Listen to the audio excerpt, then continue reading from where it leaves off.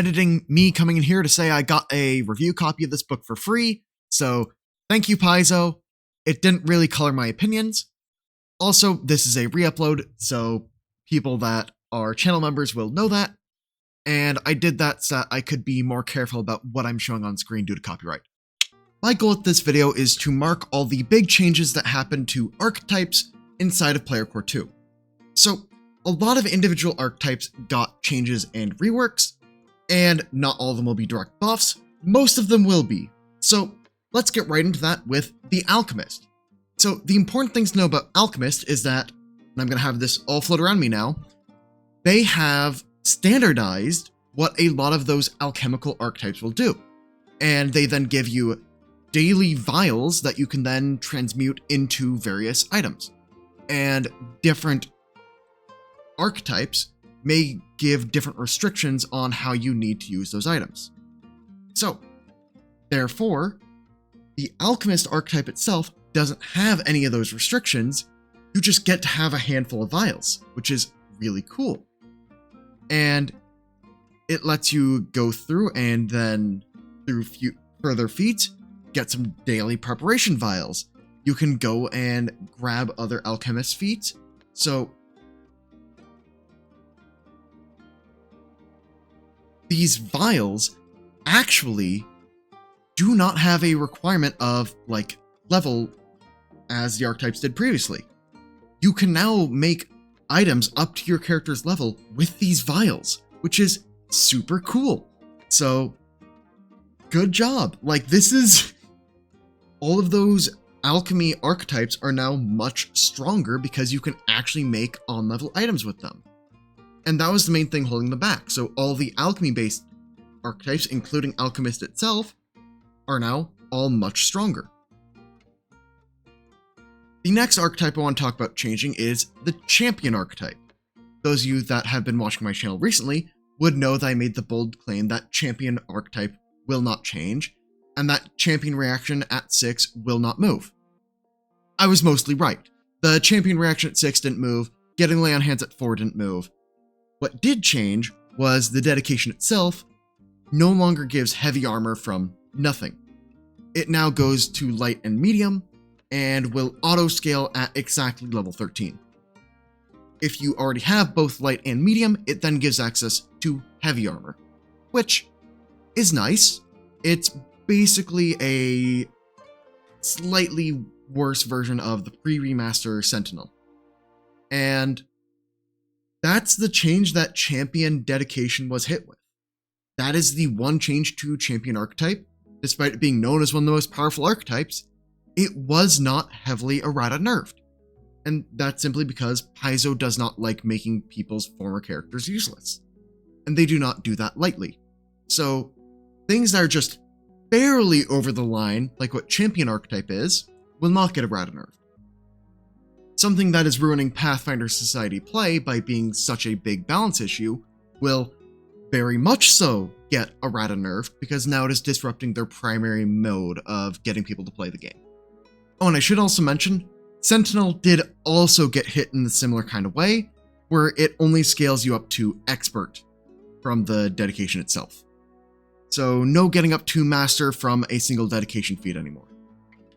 Wanted to quickly step in and say that Mauler and Archer were both also changed here, and they were changed so that fighters don't get the double Expert in different weapon groups because that was considered an exploit and thus has been fixed now. So now they just make advanced weapons treated as martial, and martial weapons treated as simple for the sake of characters being able to use these weapons. So I think that's a positive change for the game overall, but I'm a little sad because I liked my fighters blending weapon styles. I get why they did it though. It's pretty deserved. I also think that the Oracle archetype got very interesting now, because Oracle had the way its curses work completely reworked. It is no longer a thing that will tick up whenever you cast a focus spell. It is now something that you use these specialized feats that are overtuned magically abilities that do their big thing. And then that's it. You get the stackier curse, you get some downside that then lasts until you refocus, and that's kind of the gist. So the reason I'm calling out the Oracle archetype is that a lot of those curse-bound feats scale with character level. And we all know how good feats that scale with character level are for archetyping, because that is the entire thing people would do with Kineticist. So Oracle is now a version of Kineticist that also has ways to get casting from the archetype. So you could be like a Battle Oracle, get Sure Strike from the level 4 feat that gives you the basic spellcasting benefits, and that can be very powerful for your whatever martial character you have, and then you splash into just like some of its magical healing that it gets access to from those curse-bound feats, and now suddenly you have this really powerful healing option on your otherwise very powerful fighter character that also has Sure Strike from the same archetype. So I expect to see a lot of stuff like that come from the Oracle archetype. Now, the next one that got majorly buffed is Weapon Improvisor, and this is not just because it gives the GM better descriptions of how to rule the makeshift weaponry so you're not stuck holding two-handed D8 weapons all the time. It implies that they are balanced similarly to martial weaponry, which I think makes sense. And then you can look at the dedication itself. Basically hasn't changed. Improvised Pummel is no longer a discrete action, but rather a passive, and also lets you copy all the runes off a Hand Wraps and Mighty Blows onto whatever improvised weapon you're using. So now, from that level 4 feat, you have runes copying from Hand Wraps and Mighty Blows onto an actual weapon, which, by the way, has not existed until this point. This is the first time we are seeing something like that, and it's kind of absurd to be saying that.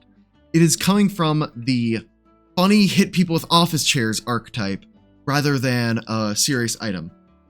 But I don't think this lets you doubling ring something across.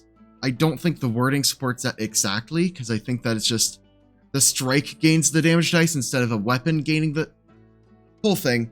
But through specific wordings, I don't think it works with doubling rings. I could be wrong, but generally, Weapon Improvisor, because the rune copying and the rune making of whatever you pick up as a weapon is no longer tied to a discrete action, you can now use it inside of other activities, such as Combat Grab, Intimidating Strike, or just about anything else you can think of. So now Weapon Improvisor does not neuter your ability to use special Strike Plus actions. So Weapon Improvisor just got a lot stronger. Now, for the final archetype that got a lot stronger, we are going to talk about the Wrestler. Which, how much better could they really make it? A lot. Because I think that Elbow Breaker is now better than Suplex. And I don't think it's particularly close right now. Because what they did is they made Elbow Breaker also give the effects of post-remaster Disarm. I said they should do this mostly as a bit because I thought it would be overtuned, but Elbow Breaker is like on the same tier as Combat Grab now, in my opinion. Elbow Breaker basically has you make a full-on strike against somebody, and if it hits them, they get the effects of the disarm, and if you critically hit them, it's a critical disarm, which is absurd, because if you maintain that grapple on them with the Elbow Breaker, probably because you're following up that Elbow Breaker with a Combat Grab, and thus they keep on being grabbed, they can't really reaffirm the grip on their weapon super easily. Because they have to make the flat check about being grabbed, and you might have a reactive strike there as well to stop the interact. So, Elbow Breaker is just like another lock piece that wrestlers have access to now, which they absolutely did not need. I want to be very clear about that. Wrestler did not need this to be good, but they have it anyway, and I think that is the moral of the Wrestler story. The next thing I think is absurd is reworked running tackle. Running tackle previously was just like, you'd stride up to something and shove, which, fine. Running tackle now lets you do a high jump or long jump and then either grapple or shove. You can, of course, just like stride twice, but you know, you can go into the air and grapple something. So now you have a discrete activity for jumping at those birds and grabbing them to the ground. That's going to be fun for somebody, and it's not Ron who typically GMs for me. Sorry, Ron. You're going to need to deal with that soon. So, running tackle being now good makes this a lot better. So, yeah. All that is just going to be really fun. And I hope all of you are excited for me to just kind of drip feed out the Player Core 2 content based on what I think I want to talk about at any given time. If you want to see more of that, subscribe. And until next time, peace.